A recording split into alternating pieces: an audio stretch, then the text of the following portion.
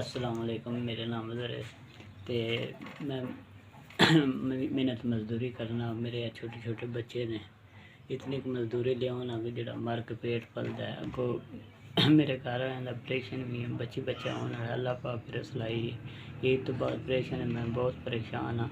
ईद जोगा भी खान लिए कोई राशन नहीं है।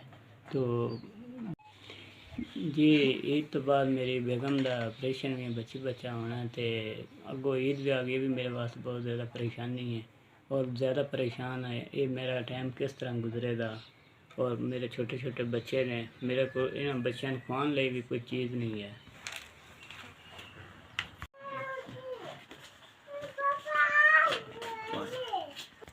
जी बड़ी मेहरबानी, तुहाडा 5000 पहुँच गया।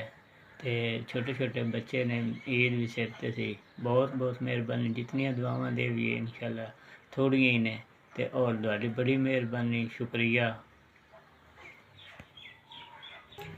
जी, बड़ी मेहरबानी। तुहाडा 5000 पहुँच गया है। बहुत परेशान है ईद वास्ते। चलो बच्चों ने कोई खान पीन ले समान लै आवांदा।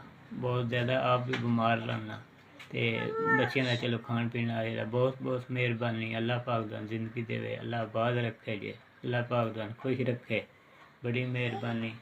तुसां 5000 टुरिया, इस नाल चलो साडा कोई सर्कट टुर जाएगा, साह ना साह आ जाएगा।